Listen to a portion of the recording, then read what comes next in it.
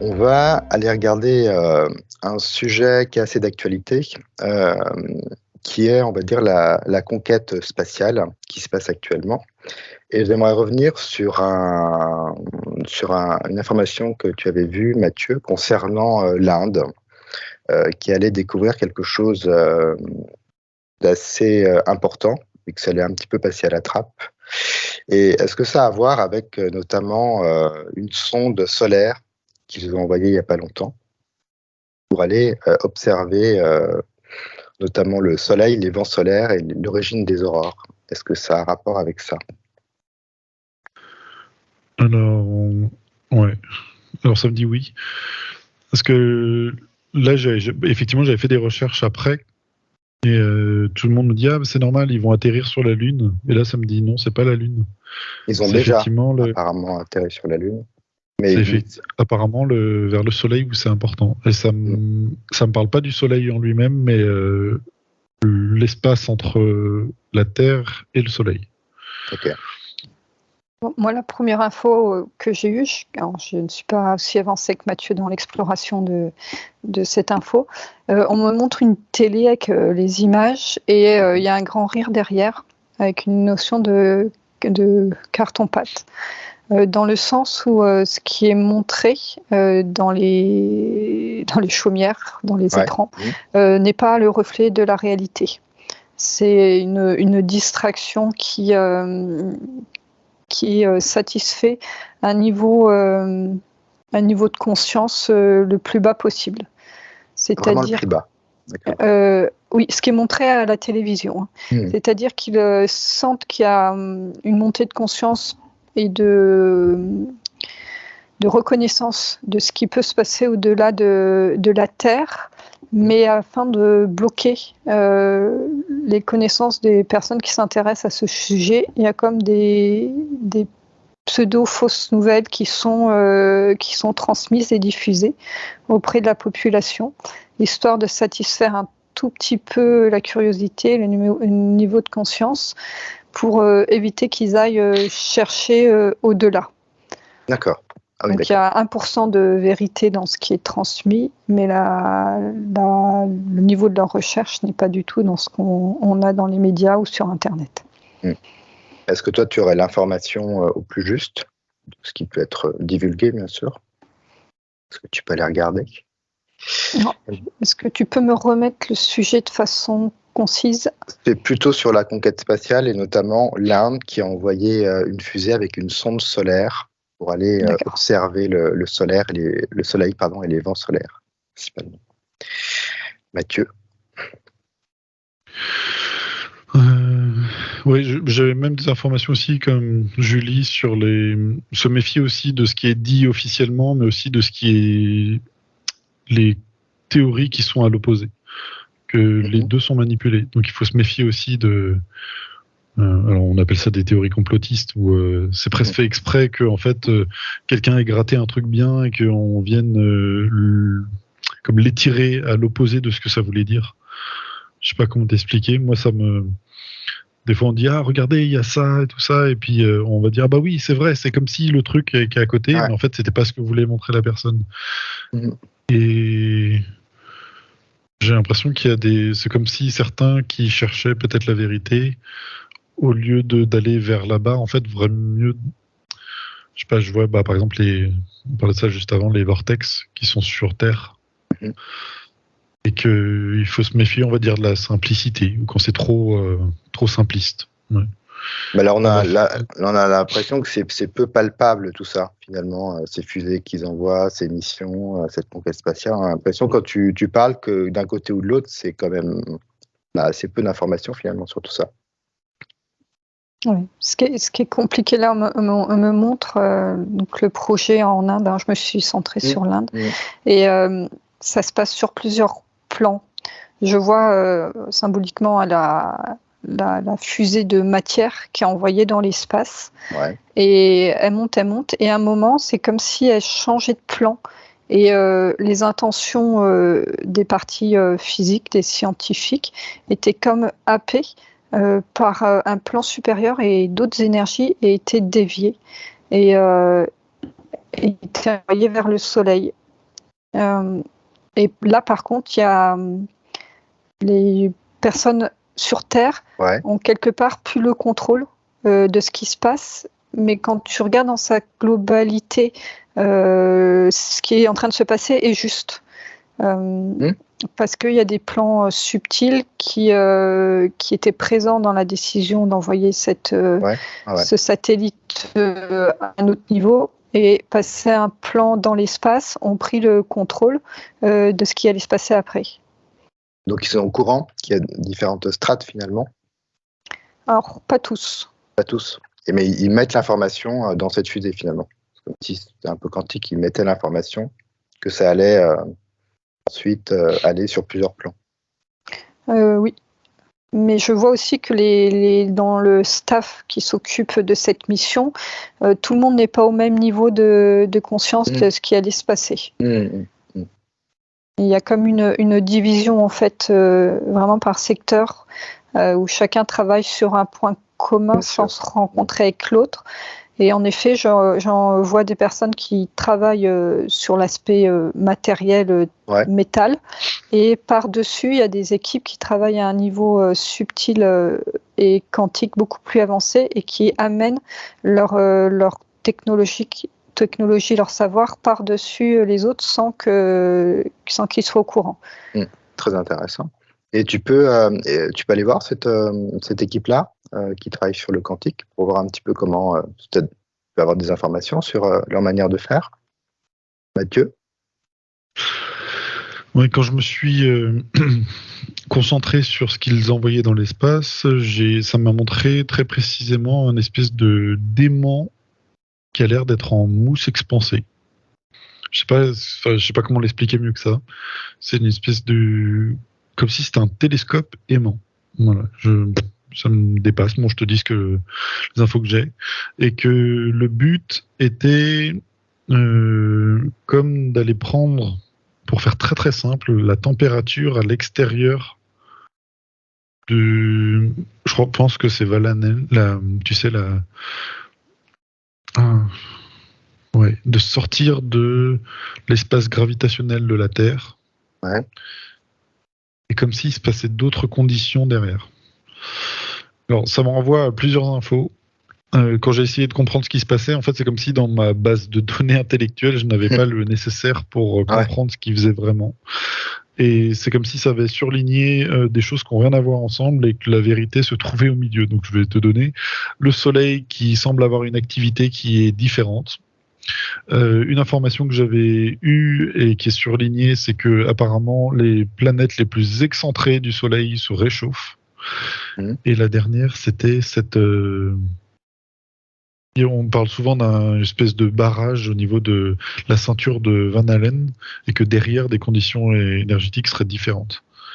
Voilà. Et ça, c'est des informations importantes actuellement? C'est comme s'ils voulaient dépasser tout cela et prendre les informations de ce qui se passait. Parce que ce serait important et qu'il y a d'autres choses. C'est important dans l'évolution de la conquête spatiale, tu veux dire? Non. Non, dans des compréhensions plus physiques, quantiques. Ouais. C'est ça, ouais. Et là encore, ça me rappelle que ce qui est important, c'est pas forcément ce qui sera mis en avant. Ouais. C'est comme si les informations qu'ils allaient nous en donner, si tu veux, étaient pour nous, à notre niveau, des trucs intéressants pour valider la mission, mais que pour les scientifiques, il y avait d'autres choses plus primordiaux qui étaient derrière, sur l'énergie, sur les énergies, plus généralement, et la compréhension de certaines choses. Moi, je te laisse creuser, Julie. Ouais, je suis donc avec l'équipe quantique, on va l'appeler comme ça. Alors c'est pas un humain qui me présente quelque chose. Il tient dans sa main comme ça comme un bocal de verre avec deux trucs un peu en métal, on va dire. Et à l'intérieur, il y a tout un champ d'énergie très c'est organisé. C'est comment dire quantique, hein, pour mettre un mot dans le sens où on ne comprend pas. Il y a une intelligence qui est posée dedans. qui se rapproche d'une conscience.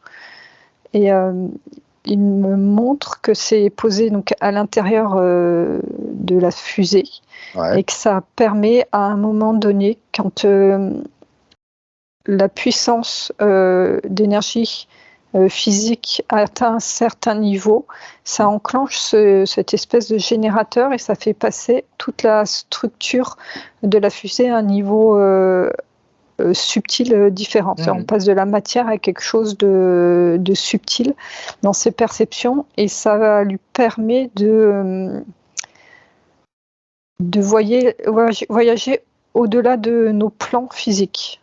Mais quand même avec une physicalité de la fusée, enfin une partie de la fusée qui est toujours là finalement. Oui, mais pas une physicalité comme nous on la voit sur Terre, hein, sur une autre physicalité. On est proche de. Alors, je ne suis pas une pro de l'ufologie, mais où des fois on aperçoit des vaisseaux qui apparaissent et disparaissent, comme s'ils changeaient de matière. Exactement. Et c'est comme si ce bocal qu'il avait dans les mains servait à toute la structure de la fusée à changer d'état et de matière. Super intéressant.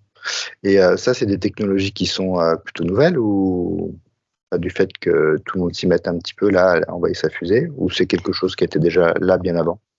En fait, c'est comme si ils avaient qu'elle existait avant, mais que là, ils étaient sur un point où ils la faisaient exister pour l'humanité dans la conscience, en tout cas là de cet espace limité de scientifiques, mais que c'était aperçu comme nouveau et comme créé. Alors, l'information commençait à être matérialisée sous forme de création scientifique. D'accord, ouais. C'est intéressant. Mathieu? Ouais, c'est comme si dans ce qu'elle décrit comme bocal, et que moi je voyais avec cette mousse expansive à l'intérieur, comme si elle était isolée. C'est comme s'il y avait la matière organique, et qu'il voulait voir presque vivante, et que comment elle réagit justement avec les vents cosmiques, tu sais. Parce que souvent on dit que une fois dans l'espace, on ne peut pas survivre, et passer un niveau, en fait, on serait complètement irradié et que détruit. C'est comme si mathématiquement, il voyait qu'il se passait une sorte de mutation en fait génétique accélérée et qu'il y a quelque chose à en comprendre. Ok, donc c'est un peu comme si nous on changeait de dimension, c'est un peu la même chose. Enfin, tu vois dans le c'est un petit peu c'est raccourci, mais oui, je crois que c'est totalement ça. Ils essayent de reproduire une capacité que certains corps physiques ont de changer de dimension dans un outil. D'accord. Et à quoi ça leur servirait? Essentiellement, hein, j'imagine qu'il y a plein de choses, mais essentiellement. Alors, formellement, ce serait de savoir à quel niveau un humain peut survivre dans l'espace. Ça, ce sera la version très simple. Et pour ceux qui sont vraiment les spécialistes de ce domaine-là, parce qu'il y a plusieurs champs d'activité, c'est de voir justement s'il n'y a pas un changement d'état, en fait. Comme s'ils avaient, de leur calcul, établi qu'à certains niveaux, en fait, le corps humain devient vaporeux. Tu vois, comme l'eau qui devient gazeux. Et la question, c'est de savoir qu'est-ce qui se passe. Est-ce que justement il est dissous, ce qui n'est pas possible, ou s'il continue sous une autre forme. Avec une transformation. Semble-t-il. Moi, je suis avec l'être qui me montrait ça, pour lui poser la question, lui à son niveau, à quoi lui servent ses recherches. Et il me dit tu le sens plutôt évolutif alors, si on devait donner un ordre d'idée? Plutôt évolutif, parce qu'il me disait que lui, ça lui servait en fait à un peu comme certains humains qui se sentent prisonniers de la matrice. Lui, quelque part, il se sent aussi prisonnier de cette matrice et que développer ces technologies, c'était aussi lui permettre de sortir de la Terre. D'accord. Comme si dans son corps, il pouvait avoir une capacité de changer d'état, mais qu'il atteignait aussi une limite qui l'empêchait d'aller explorer son espace originel. Alors, il te disait autre chose, c'est ça?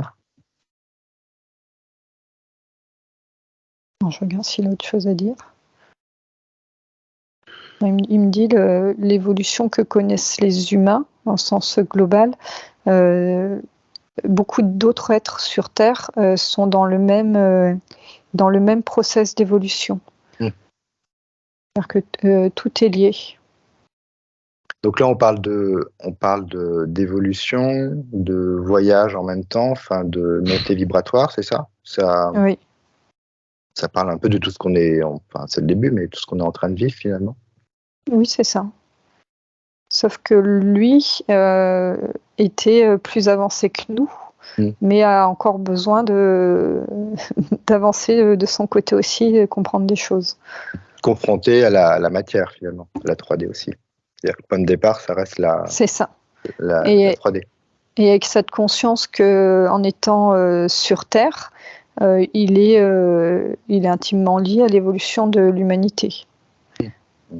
Et que sa présence est aussi là pour accompagner l'humanité et la Terre. Super, Mathieu. Oui, il me dit qu'il y a aussi quelque chose qu'ils veulent étudier, c'est le vide. Ouais. Et il me dit que dans cet espace-là, il va pouvoir étudier le vide et que tout le monde... apparemment, il me dit que tous les scientifiques en fait travaillent sur le vide dans le monde en ce moment. Et que par sa puissance. Je sais pas. Ça paraît paradoxal, mais il me dit qu'en fait, on parle d'astrophysique.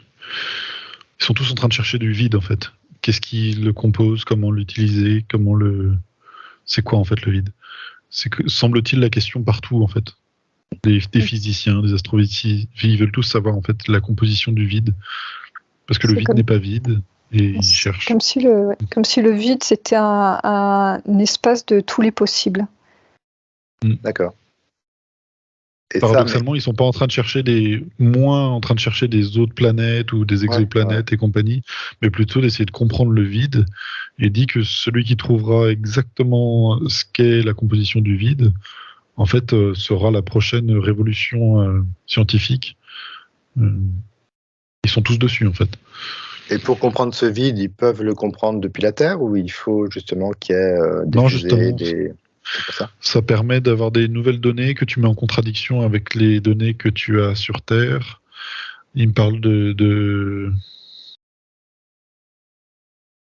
quartz, je sais pas, de matière noire, de matière qui n'est pas de la matière, et d'une espèce d'intelligence qui dans le vide.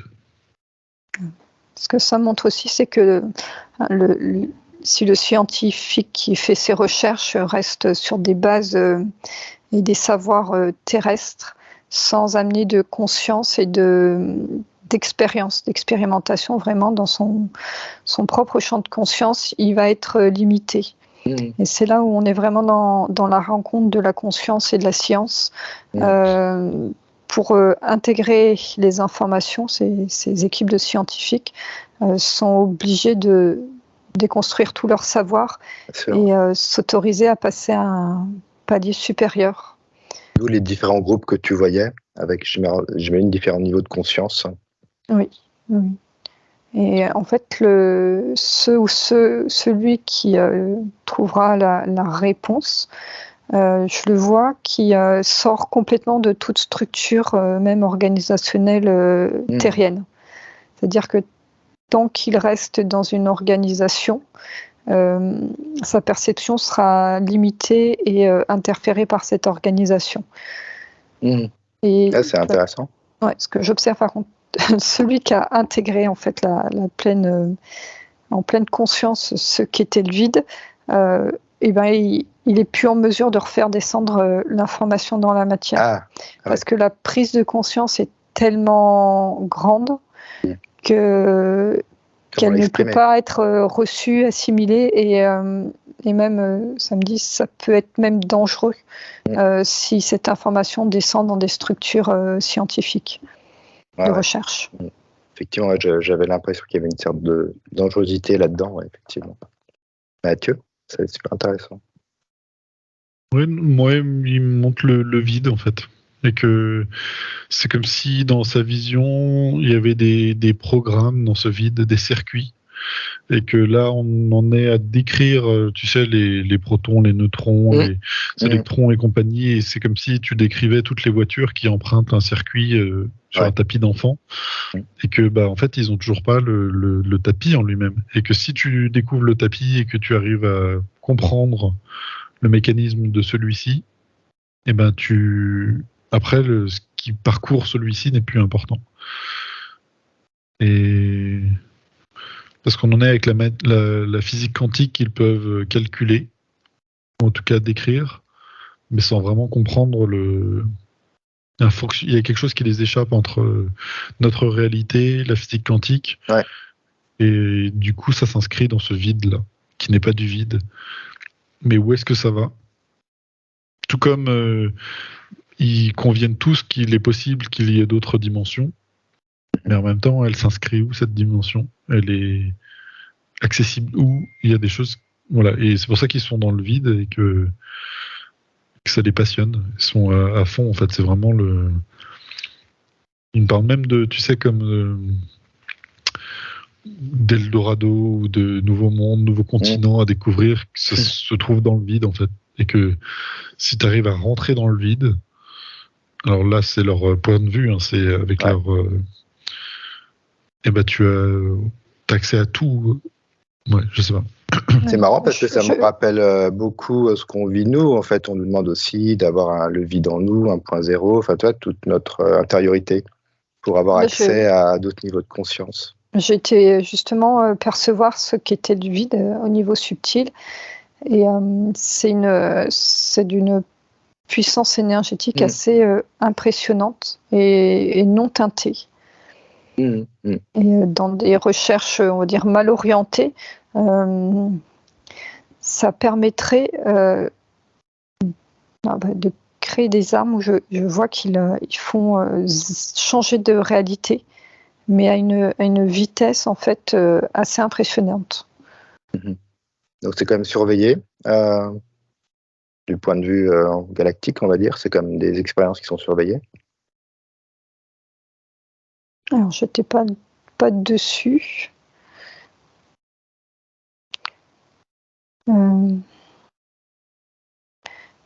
En fait, ça n'a pas besoin d'être surveillé parce que pour atteindre cette information, il faut avoir un niveau de conscience élevé. Et donc, comme j'ai perçu tout à l'heure, une fois que la personne scientifique avait atteint cette capacité à intégrer ce qu'était le vide, il n'allait pas faire redescendre l'information. Bien sûr. En tout cas, pas encore. En tout cas, pas dans les structures. Mathieu ? C'est complexe. Ouais, j'ai l'impression. Comment t'expliquer ça ? Il me dit que, apparemment, entre scientifiques, ils sont déjà au courant que la théorie des cordes d'Einstein n'est pas bonne et la théorie du Big Bang non plus. Que c'est plus complexe que ça. Que le Big Bang, c'est comme si, en fait, tout était dans ce point zéro et infini en même temps. Et que nous, on le voit d'une manière linéaire où, en fait, il y a une expansion, tu vois, une explosion et ça devient tout d'un coup. Alors qu'en fait... eux, ils sont plus dans ce rapport, tu sais, au chat de Schindler, comment il s'appelle ? J'écorche son nom. Où en fait, l'espace est à la fois fini et infini en même temps. Ce qui fait que le Big Bang n'a jamais existé, tout comme il a déjà été expansé et déjà ravalé, en fait. Et que... c'est l'espace-temps, ça parle d'espace-temps, le temps qui est présent, passé, mais en fait c'est le temps présent. Enfin, c'est un peu cette Ouais, parce qu'il me idée-là. dit, en fait, tu dis ça, mais en disant ça, tu n'as rien dit non plus. Parce que c'est des... Là, tu rentres dans un espace de pensée qui ne t'explique pas la réalité. Et c'est pour ça qu'ils veulent savoir le vide. Et en cherchant dans le vide de ce que il constitue, en fait, c'est comme un espèce de tissu, je vois comme ça, de vide, sur lequel tout vient reposer. Et si tu regardes où est-ce qu'il existe ce vide, où est-ce qu'il pourrait capter ce vide, si vous regardez? Ça me renvoie au centre de mon cœur, ici, dans notre espace de zéro gravité. Alors pourquoi ils envoient des fusées pour trouver ce vide? Est-ce qu'il pourrait aller à la place c'est pour prendre un contrepoint, c'est ce qu'il explique. C'est que là, on prend toutes les données qui sont par exemple sur Terre, en ayant d'autres depuis un autre point extérieur à la Terre, tu as peut-être des données qui varient. Ouais. Et de comprendre la variation des données te permet de savoir une troisième donnée. Voilà. D'accord. Okay. Tout est intriqué, quoi, on va dire. Oui. Ouais, mais il y a des... Alors là, il me montre, tu sais, des lignes de code, comme sur ton ordinateur quand tu veux mettre un nouveau programme, et qui me dit que quand tu prends une information en dehors de ton ordinateur, tout ce qui n'est pas indiqué appartient à ton ordinateur, et tout ce qui est indiqué appartient à l'objet hors de l'ordinateur. Si je suis clair. Là, je t'ai perdu, mais... Ouais, c'est complexe. Ouais, ça a l'air assez complexe.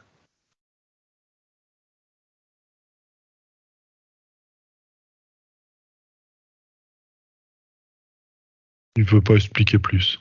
Ouais. Peut-être pas le niveau de conscience, c'est ça qu'il veut dire. Si. Et ça sert à rien de comprenne, voilà, qui pourra. Ouais. Non, mais en fait, ça me paraît simple de ce qu'il me montre, c'est que c'est comme si tu avais une adresse en fait pour toute chose, et que si tu changes l'objet de positionnement, tu as une adresse différente, et en comparant les deux adresses, tu peux voir quoi appartient à quoi. D'accord, ouais. Ok, je comprends. Julie, tu avais d'autres informations? Non, je n'avais pas d'autres infos. Juste ce que ça me faisait ressentir, c'est la science est intimement liée avec l'évolution des corps humains. C'est ça la compréhension vient en même temps que l'évolution de conscience. Ah ouais, je trouve ça vibre beaucoup au niveau du corps. Enfin, comme si effectivement il y avait vraiment ce lien très fort. Est-ce qu'on aurait d'autres informations avant de... Ouais, moi, il me dit... Alors, c'est comme s'il y avait un truc qui l'agaçait dans le monde des personnes qui cherchent des vérités comme lui, c'est de penser que les scientifiques comme lui font partie d'un réseau qui cherche à ne pas donner la vérité, en fait. Et t'es avec qui là, Mathieu, en fait Je sais pas, c'est un scientifique indien qui... Ok. On me dit physicien ou astrophysicien, ça doit être son grade ou son métier. Et il dit qu'il faut... c'est comme si des fois il y avait des théories qui étaient discréditées par d'autres théories complètement... Alors, qui me dit stupides, et qu'on utilise des théories stupides pour discréditer ces théories à lui. En gros, lui, il veut pas être mis dans le même panier de certains... comment expliquer ? Niveau de conscience, tu sais, des fois on dit de toute façon c'est bien qu'on nous dit pas la vérité, que de toute façon ils vont. Mais en fait, il dit non en fait, parce que ce que lui il fait, c'est sans. Comment expliquer ? Il se sent libre, si tu veux, d'aller explorer, si tu veux, et de pas être dans une sorte de manipulation. Et c'est comme si certaines personnes pourraient intégrer, tu sais, la NASA en disant forcément c'est que des mensonges, alors que eux ils mentent à personne en fait. Non, ils font ce qu'ils ont à faire. Après, c'est peut être détourné ou pas par rapport à ce qu'ils font. Ouais, et que si, je sais pas comment il explique, mais si tu cherches par exemple, les extraterrestres, là où on te dit qu'ils ont peut-être été et qu'ils ne sont plus, c'est ridicule. Il faut plutôt chercher dans ce qu'il fait des extraterrestres dans le vide, à des endroits où justement ça. Pas où on te dit, bah tiens, là, ils ont caché. Et puis, il veut pas nous montrer parce que c'est caché. C'est un peu. C'est pas très clair ce qu'il. où je n'arrive pas à retranscrire. Mais peut-être. Ça parle pas mal de niveaux de conscience, finalement, comme vous voyez, Julie, où il y a différents groupes, différents niveaux de conscience, j'imagine différentes compréhensions des choses. Ensuite. Ouais, que c'est pas binaire, c'est pas A, on nous donne toute la vérité, il faut tout prendre, et B, en fait, tout est mensonge, et puis en fait, même les choses les plus élémentaires, en fait, sont un mensonge, et puis... c'est toujours pareil, on prend ce qui vibre pour nous, finalement. À un moment donné. Ouais, mais il me dit, mais en fait, si tu regardes réellement, pas en superficialité, tu vois, tout ce qui se passe du niveau scientifique, eh ben, c'est quand même relativement correct, en fait. Il a l'impression qu'il y a des mondes qui gravitent autour, tu sais, de ce qu'on appellerait des complotismes, où ils voient des choses, ils comprennent pas en fait. Mais en même temps, c'est difficile d'avoir son information, j'ai l'impression, puisque tout ce qui est retranscrit ensuite aux informations ou dans des revues scientifiques, j'ai l'impression que c'est, comme tu disais, c'est pas vraiment ce que lui a découvert ou ce que lui veut faire passer comme message. Il y a toujours une récupération finalement. Je crois qu'en fait, lui, il voit en fait là où il y a la manipulation. Et peut-être ce qu'il veut le dire, c'est que méfiez-vous dans la manipulation, de la contre-manipulation. De quand on veut pas te faire regarder quelque chose, et ben en fait, c'est comme s'ils vont anticiper un mensonge. Et il me dit, c'est très politique, c'est-à-dire que c'est comme si les politiques avaient des casseroles d'avance en fait. Et au moment où on va découvrir un truc vraiment incroyable, et ben on te sort une casserole. Bam. Et puis en fait, regardez, il a payé 1000 € de frais de taxi, alors que. Ouais. Et en fait, c'est comme si lui se retrouvait comme scientifique, on disait, mais attendez, je viens de trouver une réalité qui.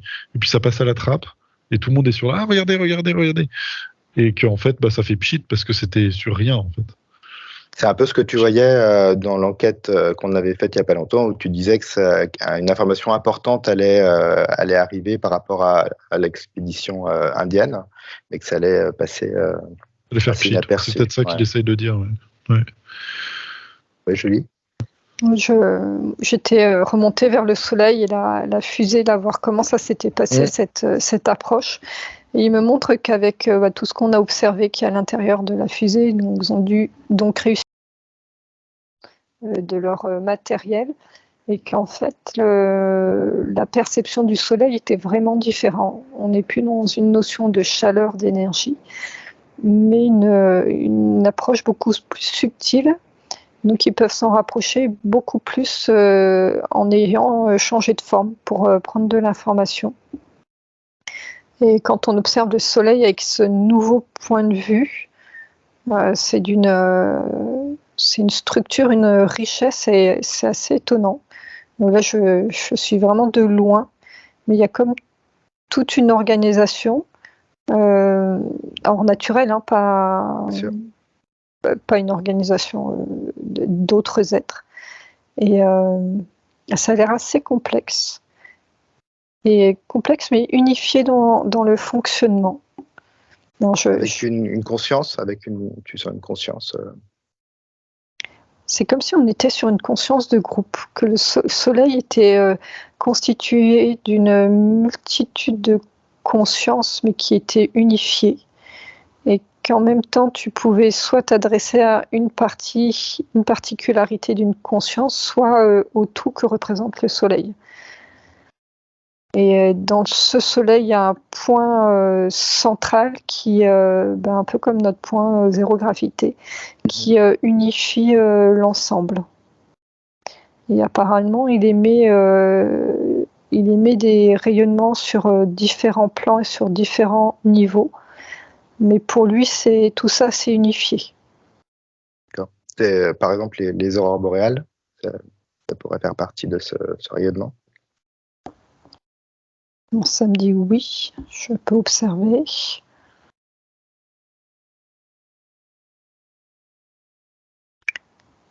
Apparemment, lui, il émet en permanence tout type de rayons. Et ces rayons sont perçus différemment selon on va dire la planète, le point à partir duquel on l'observe et la composition en fait du point à partir qu'on l'observe. Donc là, ça me montre qu'il y a une évolution dans la structure de la Terre, comme nous à l'intérieur. Voilà, et donc on peut percevoir des rayons qu'on ne pouvait pas percevoir avant. Et qui quelque part pouvaient être présents mais n'étaient pas visibles. Donc on sent, c'est un peu une preuve que ça monte en fréquence, une preuve physique quelque part, de voir toutes ces aurores boréales un peu partout maintenant dans le monde. Ça me parle plus d'évolution que de montée, mais une évolution. D'accord. Super. Parce que en fait, ça n'utilise pas le mot vraiment monter, parce que c'est comme si on enlevait des couches. Oui, d'accord. C'est-à-dire que quand tu enlèves des couches sur toi, tu te mets plus à nu, tu retrouves ton état plus naturel, sans forcément monter en fréquence. Oui, d'accord. Intéressant. Mathieu, tu avais d'autres informations? Oui, il me parle de l'eau sur Mars. Non, parce qu'en fait, il m'expliquait là où en fait on devrait regarder différemment, parce que quand on a reçu les photos de Mars, eh ben on était certains étaient en train de chercher, regardez, il y a une espèce de visage qui nous regarde, ça prouve qu'il y a une... Et en fait, il dit, ben non, il faut pas regarder ça, il faut regarder plutôt, il y a des espèces de coulées d'eau qui auraient pu faire penser à justement des fleuves, mais qui montrent une sorte d'activité d'eau. Comme si justement Mars avait reçu de l'eau où on avait eu un moment, et il me parle de la Terre et de mettre parce qu'on a aussi des moments où il y a eu énormément d'eau, et c'est comme si c'était au même moment, et que ça a certainement quelque chose à rapport avec l'explosion de Tiamat, comme si justement il y avait énormément de cristallisation d'eau qui avait justement une espèce de diamant d'eau dans l'espace qui est après retombé sur ces deux planètes qui étaient et qui sont venues sur la Terre. Comme si une grosse partie de l'eau qui est sur la Terre ne vient pas forcément de la Terre. D'accord. Et qu'il y a eu sur Mars. Par contre, Mars n'a pas pu la garder, ce qui explique pourquoi il y a eu plein d'eau d'un coup. Voilà, il me montre ce genre de choses. Que je sais pas, tu sais que certaines fois les informations qu'il y a à en comprendre sont pas juste la première information, tu sais, où tu cherches un visage. Tu dis s'ils font des visages, ils font autre chose. Enfin, il n'y a pas qu'un visage comme ça. Et que forcément sur toute une planète, de toute la texture de celle-ci, forcément dans le tas il y aura 3 trous qui formeront un visage. Bien sûr. Tu projettes ensuite ce que tu veux dessus. Ouais, tu vois là, ouais. Et ou alors tu trouves, tiens, c'est comme s'il y avait un sphinx, comme le sphinx de. Et dis maintenant, en fait, regardez plutôt l'érosion, il y a des choses qui peuvent être similaires. Plus intéressantes, finalement. Et qui seraient plus intéressantes, ouais. Apparemment, il reste des traces de mémoire de l'eau. On montre comme des structures d'eau qui sont présentes. Et quand on se centre dessus, on peut. Récupérer les mémoires de Mars, comme tu disais, qui était gorgé d'eau à une époque. Et j'observais, ça me montre...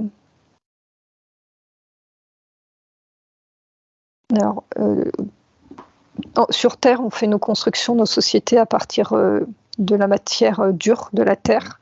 Et comme si eux avaient construit à cette époque-là leur structure à partir de l'eau. Je vois donc comme une ville qui est... Pardon ? D'où la disparition après de ces financiers partis. C'est ça, je vois une ville dont la structure est faite avec de l'eau, et donc les êtres qui évoluent à l'intérieur sont très subtils. Et cette eau, elle est partie, il y a une partie sur Terre. Enfin, comment ça s'est passé de manière assez simple, mais c'est juste l'atmosphère qui aurait disparu. Et... Alors, sur Mars, c'est pas tombé en plus, c'est parce qu'elle s'est modifiée en en étant dans l'espace et après aller sur. Mais le problème de Mars, c'est que j'ai l'impression que son atmosphère a été soufflée et que du coup, il y a quelque chose qui est parti, qui s'est délité, qui a disparu. Alors que la Terre, elle a été soufflée en partie, mais pas complètement. Ah oui, d'accord. Elle s'est reconstruite et a accueilli justement plus d'eau.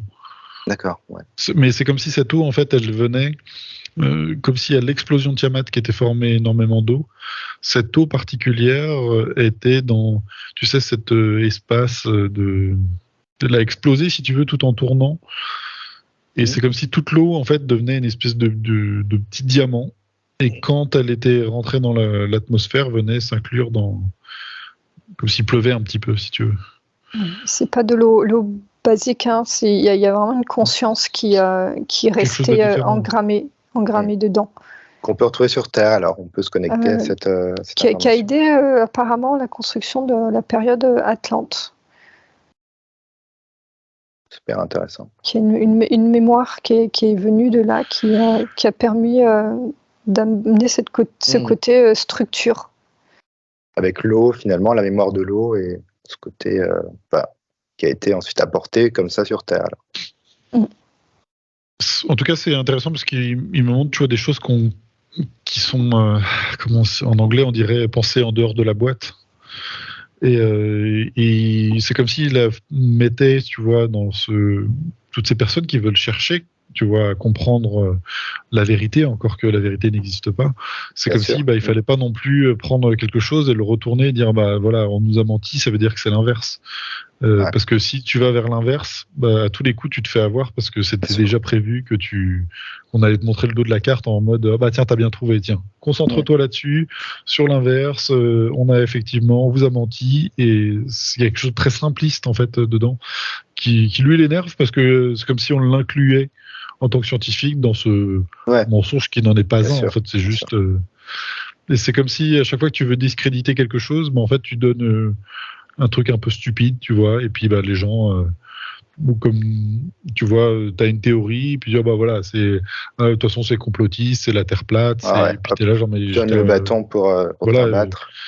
Et c'est englobé là-dedans, et puis tu vas bien trouver des gens pour soutenir une théorie comme ça, et puis ainsi de suite. Voilà, c'est fermé. C'est plus, ça recrée de la dualité, alors que finalement il n'y a pas de dualité dans toute cette recherche. C'est juste très subtil et puis du bon sens quelque part. Mais il n'y a pas de dualité vrai ou faux. Oui, c'est ça. Et lui, ce qui l'intéresse, c'est d'être dans la recherche, tu vois, comme ce que l'on fait en ce moment. Bien sûr, on ne dit pas que l'hypnose régressive, c'est la vérité, on le dit partout. On fait une expérimentation à voir, est-ce que si on se met dans un état modifié, on peut accéder à des informations, est-ce qu'elles sont tangibles ou pas, et d'être dans cet espace de recherche, en disant, avec notre protocole, notre façon de faire, on obtient ce résultat-là, le confronter avec d'autres personnes, voir ce qu'il en est. Plutôt que d'arriver avec des vérités, justement, et d'esquiver une vérité pour aller en trouver une autre ailleurs en disant tiens, je l'ai trouvé. Voilà, c'est ça la vraie évolution finalement. Oui. Ou en tout cas la recherche, et d'être dans cet espace critique, justement. Et puis d'être ouvert aussi, j'imagine, avoir une conscience assez ouverte et puis accepter les choses, être dans l'accueil des informations. Tout comme il me parle des extraterrestres et de les chercher dans le physique est une erreur parce que en fait, ils peuvent très bien être partout, sauf là où on les trouve. Enfin, on essaie de les trouver. Parce qu'ils ont c'est tellement facile pour eux. C'est comme une île qui serait complètement en plein milieu du Pacifique, qui n'aurait jamais été explorée, et pourtant il y a des satellites qui passent au-dessus, et que c'est juste que ça n'a pas forcément d'intérêt, et que si ils débarquent. Parce qu'il y avait eu une information comme ça de quelqu'un qui voulait débarquer sur un endroit où jamais un homme avait mis les pieds, et ils l'ont tué une fois qu'il est arrivé sur la plage. Forcément. Bon bref, là je sors. Jenny, tu avais des informations pour terminer? Alors moi j'étais restée sur Mars. Et j'explorais en fait cette notion de cycle de vie qui part et qui revient, et d'information qui est restée présente dans l'eau, présente sur Mars. Alors c'est pas tant une quantité d'eau H2O moléculaire, mais donc la mémoire de l'eau. Et je posais la question à Mars, comment faire pour ramener de la vie, en tout cas selon notre perception, sur Mars. Et elle me montrait que ça passait par l'eau. L'eau qu'il y avait sur Terre qui pouvait être ramenée sur Mars, mais la conscience dans laquelle c'était fait devait être la plus pure possible, c'est-à-dire ne pas amener de l'eau pour conquérir Mars et implanter une autre vie comme les personnes qui viennent le souhaiteraient, mais plus comme quand on amène de l'eau à une plante déshydratée pour lui redonner vie, et dans l'intention de redonner vie et de permettre, si elle le souhaite, à une planète de reprendre vie. Et ça passe vraiment par l'énergie du cœur et la connexion à son centre cœur. Donc donner l'information, enfin l'eau va réagir avec cette information. Oui.